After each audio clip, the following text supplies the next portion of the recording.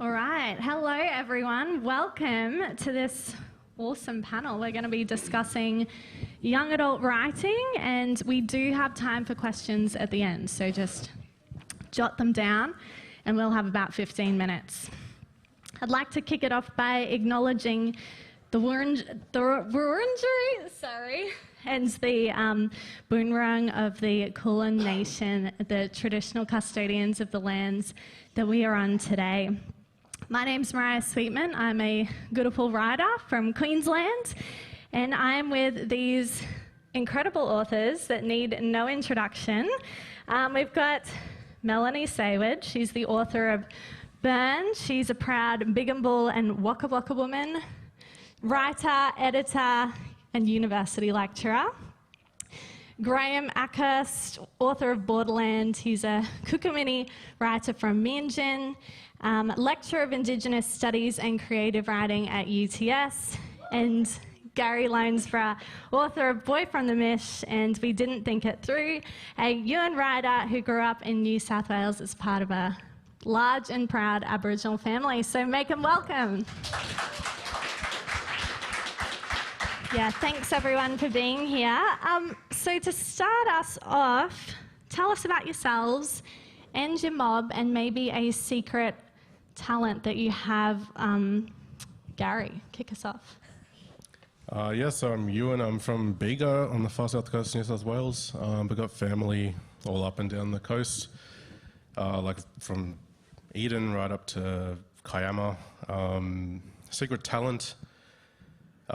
When I was on the trampoline when I was younger, I was going down and my sister was going up and I banged my jaw on the top of her head. And ever since then I've been able to click my jaw. Oh. That's kind of my secret talent. I don't know if I should do one. It's a fun talent, yeah. Show us. Oh, wow. There we go. You're welcome. I am a Bigambul and Waka Waka woman. Bigambul mob is around Gundawindi way, and Waka Waka is up around Cherbourg. You might have heard of the Baramba mission. It was a big mission up there, and that's where my grandparents met. And I live in Tulma, which is Ipswich, just outside of Queensland. And I don't really have, I'm on social media, so I don't think I have any secret talents. I share them all.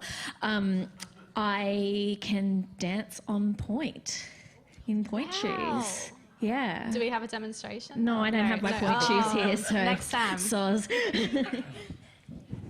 All right. Yeah. My mob's the Kukumini of northern Queensland, and I grew up on Yagara country, Yagara and Turrbal country in Meanjin and Brisbane. And as far as a secret talent, I don't know. I feel like I'm a master procrastinator. All writers, I think. So is that a secret talent? I don't know. I think everyone's got that. Ask your colleagues. I don't know. Yeah. So I'm also an incredibly slow writer, which took me, that's why it took me so long to get this first book out, and it'll probably be a while before the second one comes out as well. Yeah. All right, well, just a movie trailer version of your novels. Can we start with you again, Graham? Okay. It's a way to put me on the spot there. Sorry. Borderlands tracks the journey of a young Indigenous man by the name of Jono. And he begins having these visions of a malevolent figure from the dreaming, a dingo spirit, a almost pale, translucent dingo spirit, which is literally chasing him back into his ancestral heritage, but is also a cry out from country around the fracking enterprise that's happening on the land there. Yeah. I thought you were going to start with In a World Where... So Burn is about a young Aboriginal boy who sets a lot of fires. He sets bushfires, and it looks at why good kids, in particular good blackfella kids, do bad things. Yeah, I'm very excited to read Burn. Just before we didn't think it through.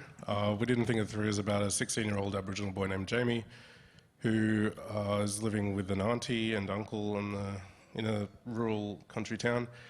And the story is about him and his friends who steal a car one night, and he ends up in juvie. And it's about him kind of reconnecting with his family and learning to understand his emotions. Yeah, all of these books are just incredible, and I know they've really touched so many people.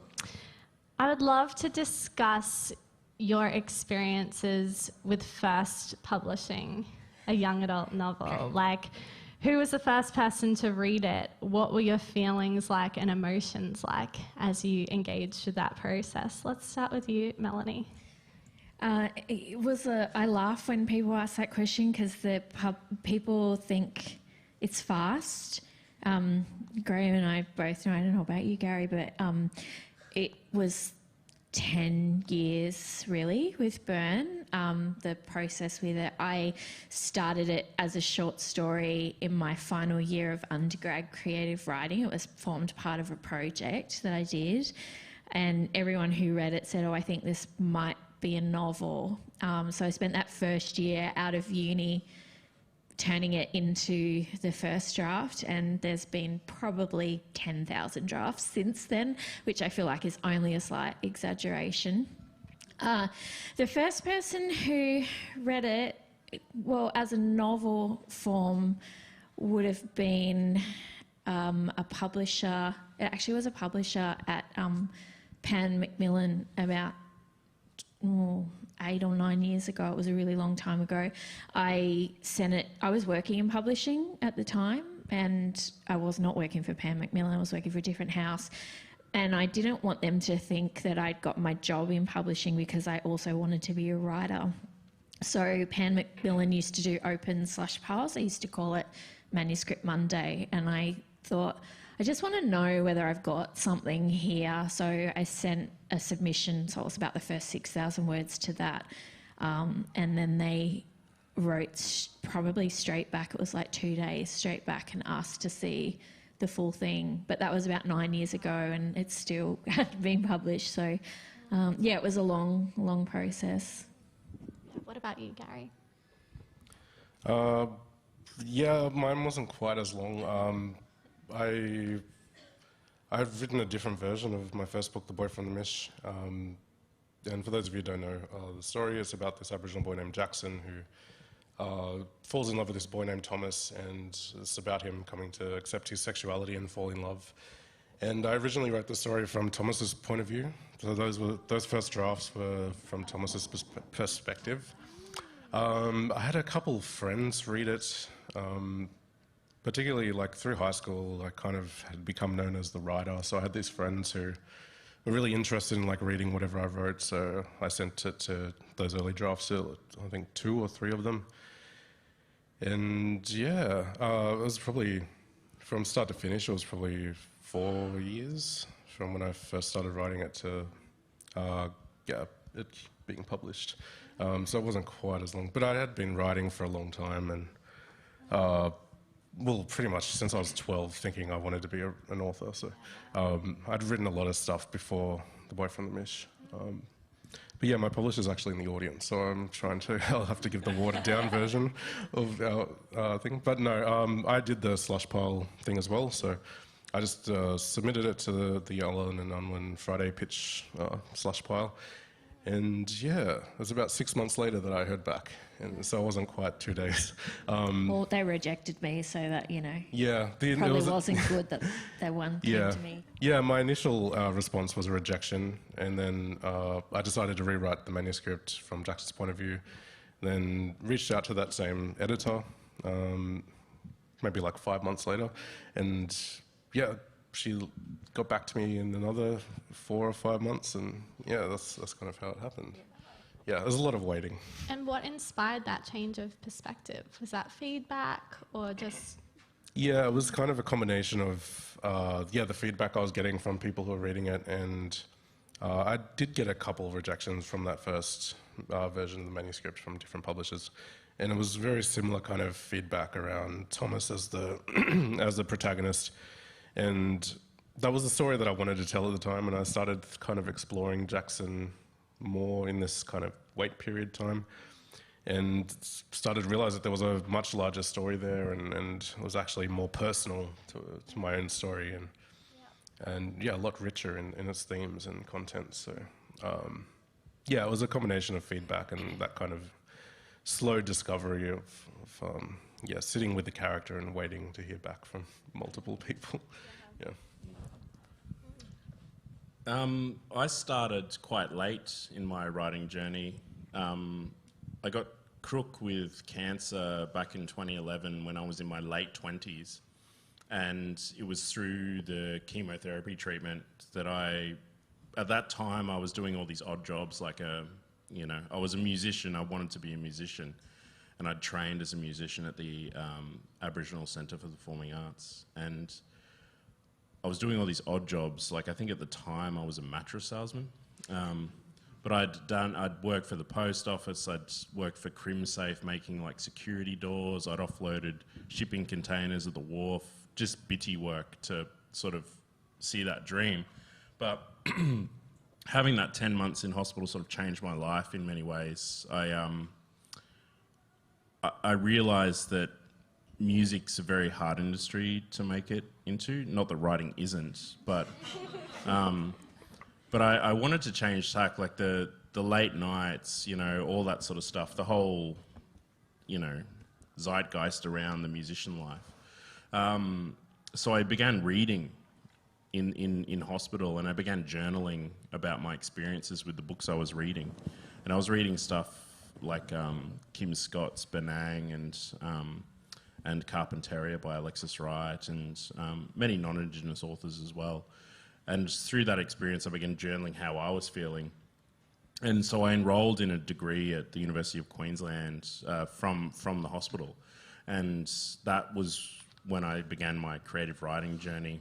And the first words for Borderlands were written in my honours year, which was in 2015. And in 2016, I had about 25,000 word manuscript, and I submitted it to the David Uniapan Award, and it didn't get up, but my mentors thought that it was a worthy manuscript. So I approached an agent who's still my agent, Daniela Binks at Jacinta Damas, and quickly after that I got a contract with a large Australian house, one of the big 4 or 5, and I was with that contract for quite a long time, but because it was a short manuscript, I had to double the length of it. And being so new to writing, I was about 4 or 5 years in, I didn't quite have the skills to pull that off. And when I did, the manuscript that's been published was probably sitting with them for about 2 years, and they just kept stalling on it. And I decided to pull the book from that house and move to a smaller publisher because there was a lot of energy around it at UWAP comparatively. And I loved, I'm really happy that I was able to publish with them in a really culturally safe way, and we hired as many Indigenous people as we could in the production of the text, so yeah. Yeah, I think each of your novels really is so respectful and enlightening to Indigenous people. I wanted to know, and this is something that's a bit of a hard question to answer, but what are you most proud of in this process? I know it's like a struggle to big note sometimes, but I want you to big note. What are you most proud of? Let's start with you, Gary. Like from the book in general, or? From the book or from anything at all. Sure. What I'm most proud of, I guess I wrote my first book, The Boy from the Mish, for the 17-year-old me who was a closeted, terrified, depressed Aboriginal kid, and I really wrote that story for the story I would have loved to have read when I was a kid. So the thing I'm proudest of is this 17-year-old Aboriginal kid reached out to me on Instagram one night and told me that they loved the book and that it helped them to come to terms with their sexuality, and it really helped them. And yeah, I was kind of overwhelmed and sat with the message for like 2 or 3 days before I had replied. And yeah, it kind of really made me understand the responsibility or the you know, the impact that your work can have. And so, you know, that's the thing I'm proudest of, is that it reached a young person who was just like I was and who needed to read a story like that I was able to put into the world after, you know, going through my own journey. But yeah, that's the thing I'm the proudest of. Yeah, and it's interesting that you say like it's a heavy responsibility as well to be writing and to be putting things out there, but what an incredible achievement to impact young people's lives. What about you, Melody? Yeah, I think that's a really hard question. You're right. I thought immediately, I went, oh, that I believed in the story for long enough that it actually came out. I think we're so often told as writers that if it doesn't work, put it in the drawer and forget about it for a little while. And I have done that. I've got, you know, people laugh at me because I say, well, I've got this other manuscript, and it's because it's been 13 years and I'm a writer. I don't just sit on the one manuscript. I had other manuscripts in development at the same time, and I didn't give up on this story. I believed in Andrew and the message, and that it would find a publishing house that also believed in the story, and it just was a matter of who it found, which was Affirm Press, which I'm very lucky and happy that it went there. But yeah, I think it is that it actually has become a book because I didn't give up on it. Yeah. Yeah, mine's a combination of both, which is, I love that I'm sitting here with Mob up on stage, that we're writing into the YA space, because when I was growing up, there were no books, very few, and this is like 95 to 99. I went to a private boys' school in Brisbane called Nudgee College. There was just no books on the curriculum like the books that the three of us have produced, particularly about young Indigenous men and the experiences of young Indigenous men. And I really, like Gary, wanted the 15, 16-year-old version of myself to have had access to a book like Borderland, or to a book like Gary's, or Mel's Burn. So that was the driving force behind it. And so, you know, if we look at sort of the research data, our young men aren't reading enough. And that's something that I wanted to write, an exciting, gripping yarn for our young fellas to read and be really excited about reading. And the other thing is just the pure grit to get the thing over the line, particularly after like a really bad experience with a big publisher, where I felt like I wasn't good enough, I think, for the book to come out. And so that the change of publisher was really great, because I literally, it was circumstantial. I'd put it in the drawer. I was going to pull the book from this big house and just leave it. And I thought, okay, it's not ready. It's not good enough. But it was just purely circumstantial that someone from UWAP had reached out through a friend and who knew the situation and read the book and said, we'll publish this in a heartbeat. If, you know, it's ready to go. You've done everything, including cultural sensitivity. You've worked with community on it. So I was really glad that it came out, particularly for Uncle Ray Stanley, who spent 7 years helping me, who's a Gungri elder who consulted with me for that long to sort of make sure that the Gungri community would be happy with how I'd portrayed the community. Yeah. Yeah. And I think each of your books really highlights contemporary issues that are really important to our communities. We've got, like, you know, the youth justice system. We've got, you know, the fracking on cultural lands. I would love, there's like 2 parts to this question.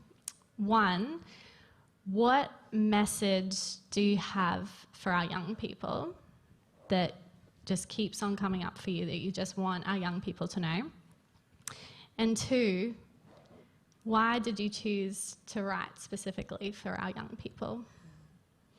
They're both big, but yeah, let's start with you, Gary. That's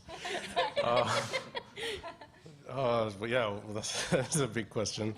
I guess, the biggest thing that I would like the readers to know is just to be proud of who you are. I think, like Graham said, like there's so many, Aboriginal authors with Aboriginal books getting published these days that Aboriginal teens have access to that they didn't, 10, 15 years ago. And I'm incredibly proud to be a part of the group of authors that are putting those books on the shelf. But the key messages of my books are to be proud of who you are and where you come from. So yeah, that would be my biggest message. Sorry, what was the second part of your question? So why did you choose to have that message Yeah. specifically for young people and write in that young adult category? Yeah, I guess I love reading YA. I just always have, even when I was like 10. I also think YA kind of really suits my writing style at the moment anyway. Yeah, I love those kind of coming of age stories, those stories about figuring out who you are, first experiences, first time falling in love, first time visiting a city. I just love that kind of the depth of stories that comes in the teen life. I feel like there's so many stories there to tell, and I think they're also really great times to talk about important things, through young adult fiction. I love writing YA because I can talk about the big things in a way that isn't so direct and so harsh, but at the same time it tells the truth in a way that teens can kind of first experience. But yeah, I love writing YA and I love reading it. Oh, me? Okay. Yeah, I think it touches on the previous question. I wrote it for young, Indigenous men in particular. If there was something that I wanted to get out of it, I think it's to show their experiences or to show parts of their experiences, because so much of the book is my own experience of growing up young and Indigenous in Brisbane, and also that sort of high school, the marginalisation I felt as a young person in a predominantly non-Indigenous elite high school. But also that there's no one way to be a blackfella was something that I really wanted to portray in this. And we see that in Jonathan's character, who's lacking an understanding of his cultural heritage. But we see it in Jenny, who's his best friend, who claims Aboriginal Australian heritage, but it turns out there's an inversion between the two characters where Jonathan begins to understand his place in the world far more. Jenny becomes really uncertain of hers. So I wanted to show that dynamic, but also particularly in his going to an Indigenous performing arts school, the kinds of spaces that Indigenous young people need to operate within and the kinds of hats that they have to put on, and how even within community you can still feel like an outsider if you don't know enough about your cultural heritage. So we see that with Jonathan at the Aboriginal Performing Arts Centre, but also when he goes out onto Goongarrie country, we begin to understand. I tried to articulate that there's varying views around mining enterprises in Indigenous communities. Some mob want the mines there because it's going to build infrastructure and it's going to provide work for mob, and it's going to provide resources and social justice packages and all these kinds of things, whereas others, they don't want it because it's destroying the land. So to articulate really complex ideas to a YA audience was my goal for the book. Yeah. You did a good job. Oh, great. thank you. So I feel like a fraud sitting up here because I didn't write for young people. I wrote this book for... Oh, sorry. Shame. I just wrote the story that I wanted to write. And in a lot of ways that was really freeing. It was hard. It was one of the reasons why I had trouble getting it published, right? Because there's a lot of swearing and there's a sex scene and, you know, the kids speak the way kids actually speak. I wrote thinking it would go to an adult audience, actually. But I wanted adults to read a realistic portrayal of a young person, to learn about what our young people were going through. And I think it makes sense to me that it has now been categorised as YA. Actually, they call it a crossover novel because it has that realistic portrayal of what it is to be a young person. And I think for me that came from pulling straight from my teenage diaries. So Andrew moves from Tasmania to Brisbane and he doesn't want to move. His mum forces him to move. And that is where I started this story because I was forced to move from Tasmania to Brisbane and absolutely hated it and railed against my parents and my family, moving into a big blackfella household out of one that had just been the four of us, my immediate family in Tasmania, learning how to operate in more cultural sort of systems, negotiate being a small fish in a big pond, where I'd been kind of a big fish in a small pond back in Tassie, and pouring all of that emotion into the start of the book, I think captured what it was to be a young person. That said, I think now that it's out and I see how it looks to people and what I've done with the ending, which I'm not going to spoil for you, but for young people, I hope that they see that we, the older generation, I suppose that's what we are now, old people. Well, not Gary, he's 10 years younger than us. Yeah, we're the old ones then, aunties and uncles in training, is that we have so much hope for our young people and their future. And I hope that if young fellas are picking up all of our books, actually, I think they will see different ways of being a young Aboriginal person. They will see that there's hope and love for them. And yeah, it's kind of a love letter to our kids, I think. Yeah, I 100% agree. And the next question, one of the themes that I picked up on each of your novels was the stories that were written with compassion, even if they were just subplots about young people who don't know their mob. And I wanted to know, do you have any experience with that, whether it's, you know, with people that you know, to drive you to write about like a tough concept like that? Yeah, it was my experience. Not that I didn't know who my mob was, but I grew up in Tasmania and my mobs, I told you at the start, Gundawindi, Cherbourg, that's mainland area.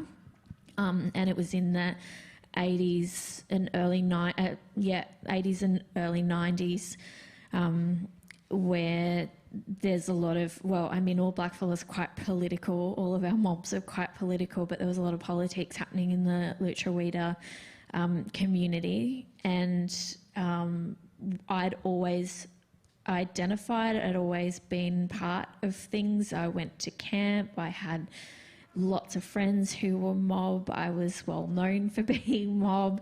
I spent a lot of time doing after school programs with mob.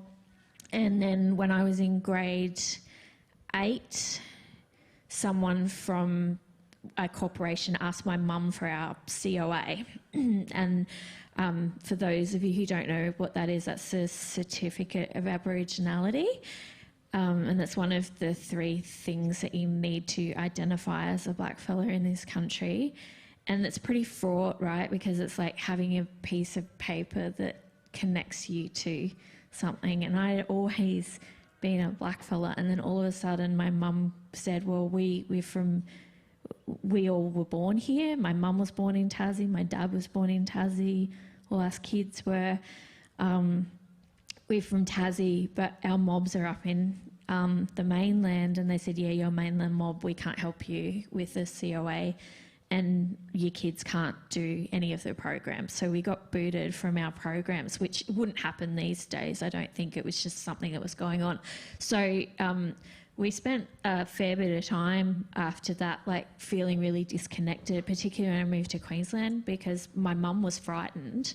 She didn't really understand what a COA was and all of that sort of thing. So I wanted to put some of that feeling into the book, because more and more our young people grow up knowing who they are but not having that connection back, and that's just a result of stolen generation, it's a result of colonisation, it's a result of intergenerational trauma, it's keeping mob fighting to keep us, more concerned with our own business than, taking things on. It can be really, really fraught. So yeah, it was something that I wanted to put in for Andrew. And there's also another character, his girlfriend Sarah in the novel, who's adopted and she does know where she comes from. But it's she has white parents, so it's a little bit more fraught for her as well in a different way. So yeah, I pulled from some of my own experience there. So do I, in the sense that my mother is Indigenous and she grew up in Cloncurry. So for many, many years, we thought our mob was Kalkadoon from Mount Isa Way, Cloncurry Way. But as we began to go through a journey of looking through the archives and documentation, we realised that my grandmother was taken from Cookamini lands and placed on a mission on Lardell country, which is Mornington Island, the Mornington Island mission.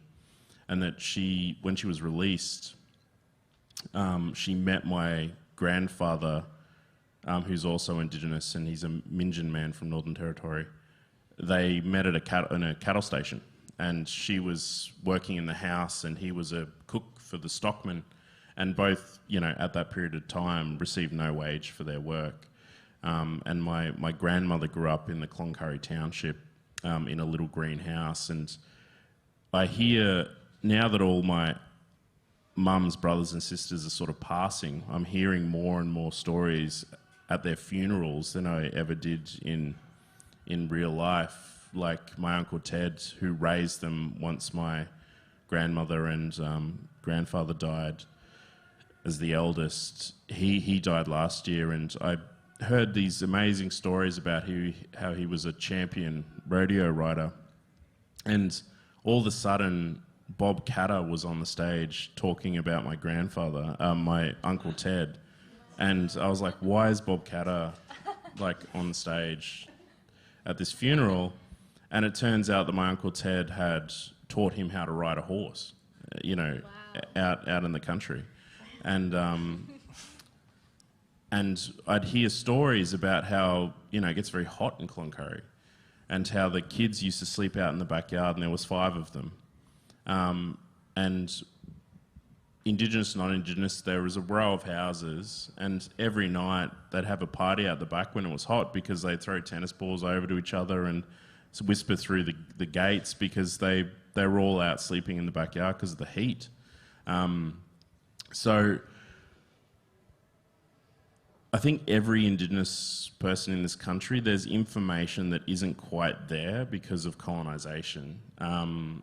And particularly for our young mob now, if they're not growing up with a really strong cultural connection, there's always that desire at some point in their lives to go on a journey of discovery.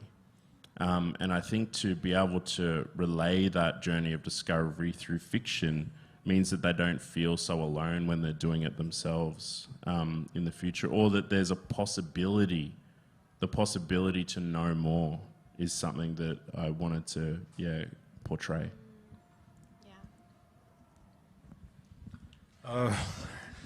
Well, in my first book, I have Thomas, who he's fresh out of juvie. There's a scene where he is taken to a men's group and sort of witnesses a smoking ceremony, and an elder asks him some questions, and he doesn't know who his mob is, where he's from. He doesn't know, what his totem is.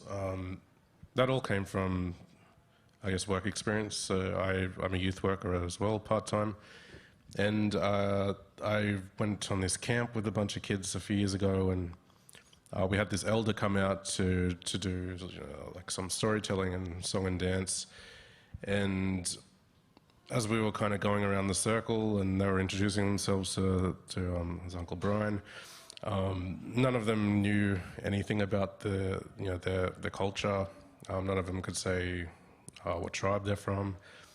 And then it kind of really dawned on me that there is this major disconnect with a lot of teens, particularly this area in Western Sydney that I've worked with more. The teens kind of have this disconnect to culture, and particularly the kids that are in juvie as well. I've had so many sessions where we've tried to talk about culture, and they've been really either not interested or just didn't know anything, and just hadn't. They hadn't, I guess, seen the positive of learning about culture yet. Because for a lot of kids, particularly kids with trauma backgrounds, and having those that are removed from their parents, and culture and Aboriginal families can be a point of trauma that for some of those kids. I guess I've kind of worked with this disconnect and this reluctance and avoidance of learning about culture, and I really wanted to kind of explore that a little bit in Thomas's character in my first book, but also with Jamie in the second book. I guess it was kind of similar to my own journey in a way that I grew up with very culturally strong parents as a young fellow. It was like through my teen years, I kind of got really over it. I was always the kid at school doing the acknowledgements, getting asked to do the acknowledgements of country at assemblies and whatnot. And, in history class, the only time we were learning anything about Aboriginal history or, learning about First Fleet, for some reason, the kids would always direct questions to me, or the teacher would kind of ask me to provide insight, and I'd just be like, well, I don't know. We were just saying we all got that. I got that too. So through that, I kind of, I got really interested in, underage drinking and partying as a teenager. But all those things combined, I kind of just lost interest. I wasn't really interested in learning more about being Aboriginal or, Aboriginal history, Aboriginal culture. Or something, it felt like a burden or a hassle to me at the time. And it wasn't until, I guess, in year 12, I was doing a school-based traineeship in Aboriginal health in year 11 and 12. And part of that was I got to go on this camp with this men's group. And I was being mentored by an older cousin. And, I think we went on 2 camps over a period of about a year. And I learnt so much about what it means to be an Aboriginal man from those camps, and it really reignited that love of who I am, at 18 years old. But I can definitely understand the wanting to run away from it if you're constantly being looked to as a spokesperson. Even having been a published author, I've done a few interviews where I've been asked very broad questions around racism, and I think whenever an Aboriginal person succeeds, they're kind of set on this pedestal, and they're expected to know everything about Aboriginal issues. And it was something I was very scared of as a teenager, which I really wanted to explore in my characters. So I've got a few quotes from each of your books. I'd love to hear the drive about writing about those really important issues. So Graham, you were kind of touching on it before, but this is from Borderlands. Yet my heritage was strange to me, a broken story half strung together from the snippets of knowledge Mum could give me. I felt like a fraud. Could you speak to your drive to writing that? Yeah, you're right. I think I touched on it earlier, but Mum being my link to my ancestral heritage, and she sort of raised us by herself. So the father figure in this book is not present because that wasn't my experience. And I think for many young Indigenous men, it's also not their experience because of many factors, but incarceration rates for our young men being, a major factor. So I wanted to render or explore the relationship between a young man and his mother, and the kinds of information that she would know because of stolen generations and the history of colonisation in this country, and to then begin to articulate with him a desire to know more when he's never had that in his life. So there's another section where, and I'm sure this might be familiar to my peers on stage here, is I learnt the most about our mob, through making Mum a cup of tea and like sitting out on the veranda with her in Nunda, and just talking about her experiences growing up. And I learnt so much from that, and I wanted to put that into the book as well. Yeah, yep. Yeah, and just showing that compassionate lens to people who've gone through that same experience. Melanie, I've just, taken out some of the spoilers, but... Oh, good. Yes. This is something that happens to black fellas. It's called intergenerational trauma. We carry heavy stuff in our bones, bub. Well, that's Auntie Opie. That's towards the end, and I was thinking about hope, but also why the central question of the book, I think, why good kids or why good people do things that we consider bad or naughty or wrong. And for a lot of our mob, it is because we carry this legacy of trauma absolutely in our bones. They've shown that trauma comes in the blood, that it's passed down in the blood. And I've been thinking about that idea for a really long time, about what my great-grandparents went through, what my Nana and her sisters went through, particularly these days. My Nan comes from a family where there was 8 kids, and there's 3 of them left now. My Nan and the eldest, my Nan and her oldest sister, the 2 oldest, both have dementia. And so I was thinking about the things that they've lost and the things that are coming up for the 2 of them now, that they're in their long-term memories, because the short-term memories go, and the long-term memories that come up for them. Same thing too, like I learnt a lot about and started to understand why my Nan was the way she is, which has often been frustrating for me, dementia aside, by making her a cup of tea and going and sitting with her and getting her talking about the old days and talking about her mum and dad. And obviously I've got to decipher some of it from the dementia because it's not all quite there, but if you get her going on the days when they were kids, we see like the joy and the sadness, and I think that's what I wanted to give Andrew, because he doesn't have that in the start. I wanted to give him someone who could say, I understand why you have done this thing, And actually, it's a reason why many of our kids do these things, and you feel this way because you are missing this thing that was taken away from us. Yeah, I don't know if that answers it without spoilers as well. Yeah, it's really important. And the last one before we open it up to questions. Now, this one is a bit difficult. Like when I read it, I actually felt it in me. And I won't use the word. Just like that, I'm no longer a person but a thing. I'm a hollow shell emptied of blood and organs. I sink into the earth and the whole world folds over and I'm covered in it all.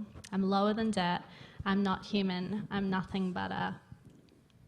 And then a word that I don't really want to say. Can you speak to your drive to write about that? Yeah. It came from... how to say this? There was a white person who was claiming, that I knew, who was claiming that this Aboriginal person had called them this racist word.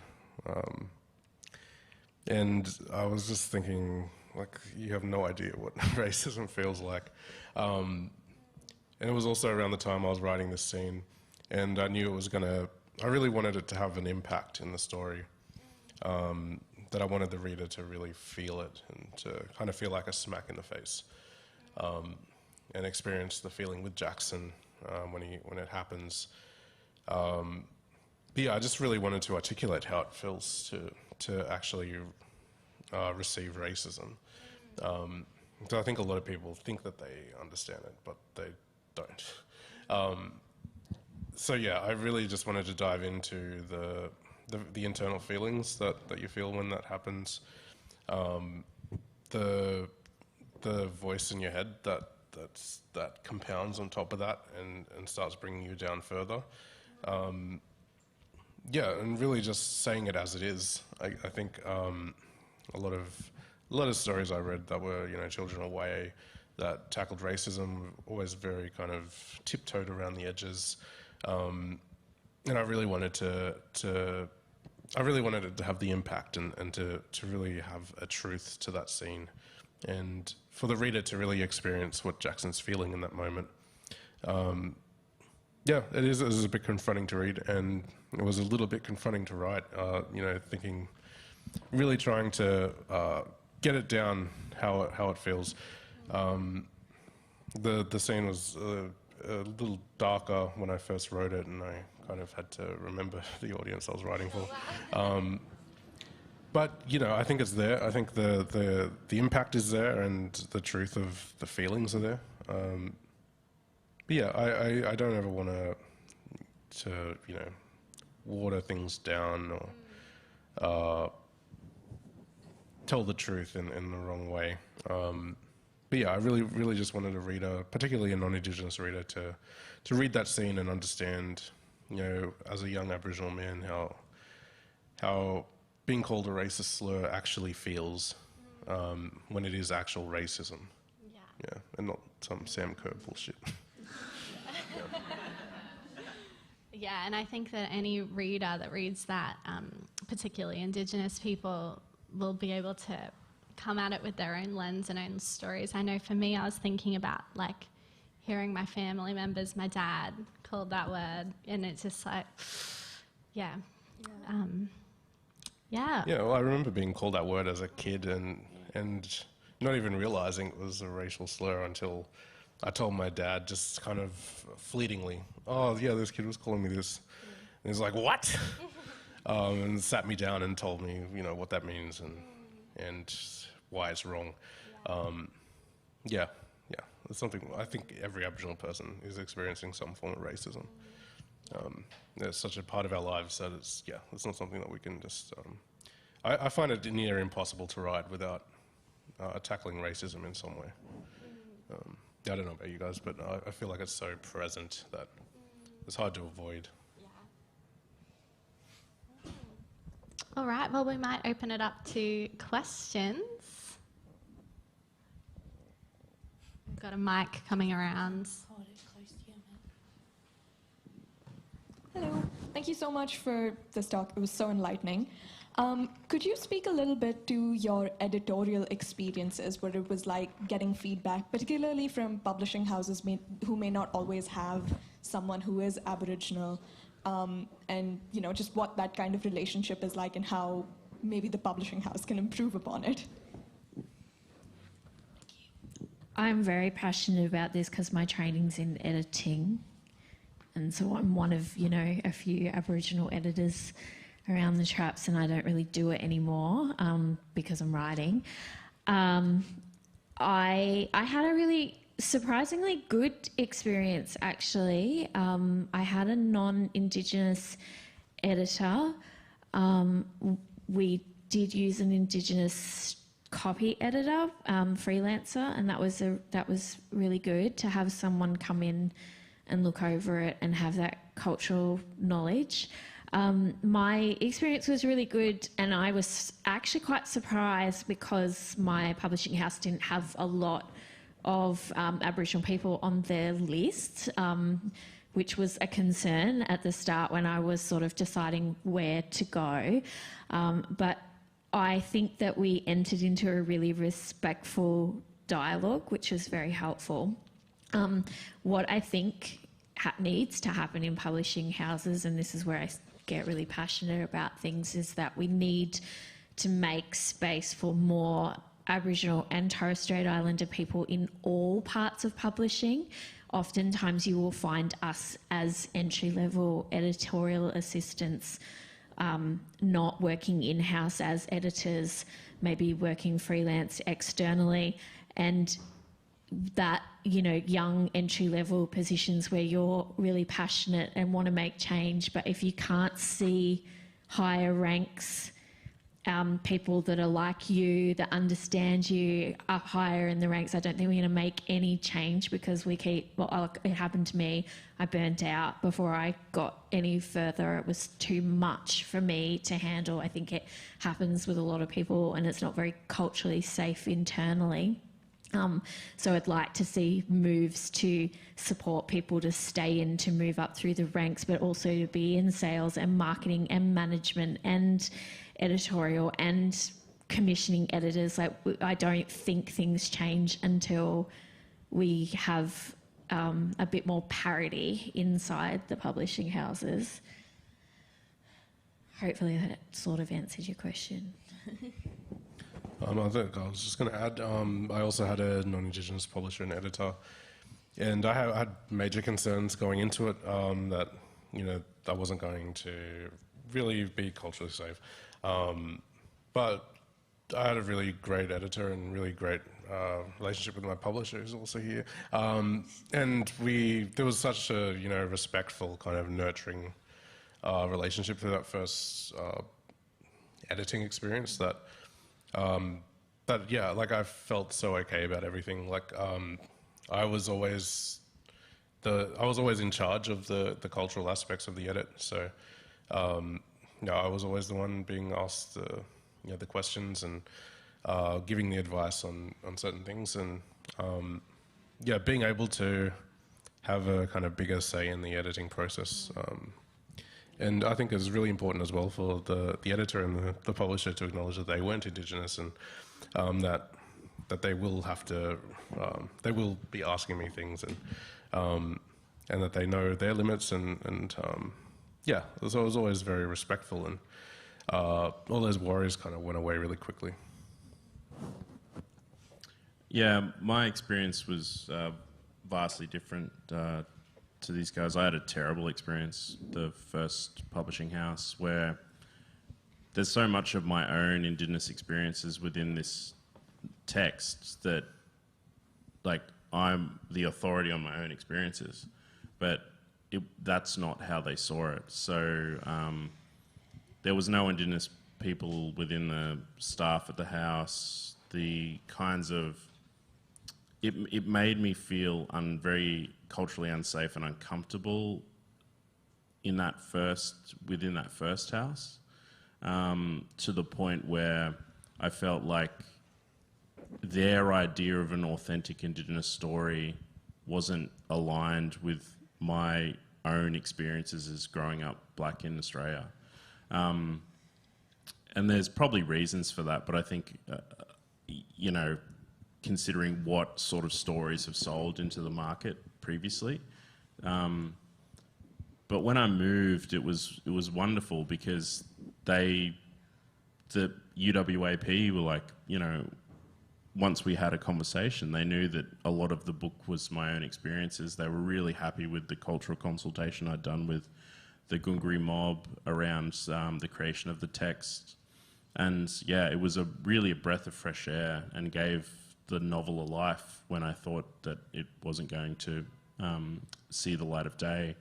And I think Melanie's absolutely right. And, you know, Anita Heiss would say this as well. We need more representation within mainstream publishing houses at all levels of structurally. And you know, as a starter, I think for publishing houses to have a reconciliation action plan and the least, so that there is some kind of policy within house that is saying, okay, we're trying to change here so that there's something formal happening within the structures of these like neoliberal publishing houses that makes them actually want to change, and that people can say to, well, you've got this RAP plan, like what are you doing about it?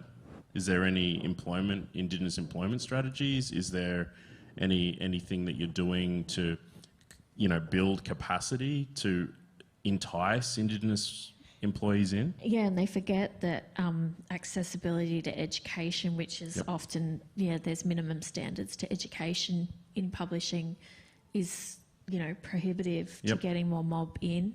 Yep, and those that have that education, considering how pathetic publishers get paid, why would an Indigenous person want to enter that industry when it's far more lucrative to enter other industries? Might just have time for one more.